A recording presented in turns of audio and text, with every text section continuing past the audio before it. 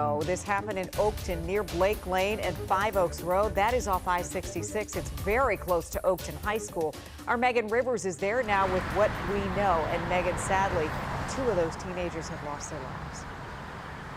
You're exactly right, Leslie. We got that information just after I wrapped up my report at 5 o'clock. So a very heartbreaking update for those families and for the high school as well, because we're sure students are mourning the loss. This is the scene where it happened. It's all clear now. Police and Dominion Energy have since reopened the roadway, and we don't expect it to close or reclose anytime soon. But again, we do know now know that at least two of those girls have since passed away.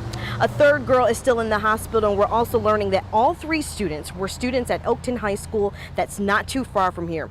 What we know from police about the crash is that they believe speed played a big role in this. They say the three girls had safely and properly crossed the street when the driver of a white BMW, who was also a teenager, crashed into a Toyota 4Runner.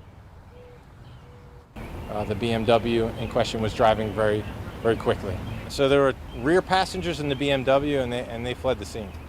We do know who they are. Technically, anyone in the car has to stay and report the accident to the police. We're going to follow up on that to see why they fled. Obviously, they weren't in control of the vehicle, but they are still required by law. So it's another thing we'll talk to the Commonwealth Attorney. Is that appropriate for a charge? Is that something we just need to work through? Is there a reason they fled? It's part of the investigation.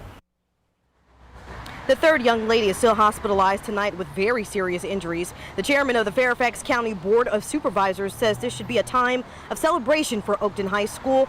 Now they are working to make sure the school community can cope with this terrible incident.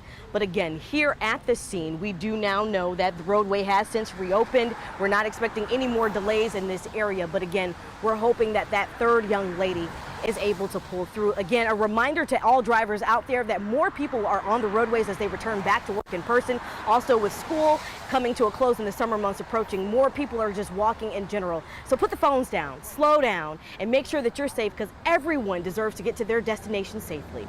Reporting live in Oakton tonight, I'm Megan Rivers, WUSA 9.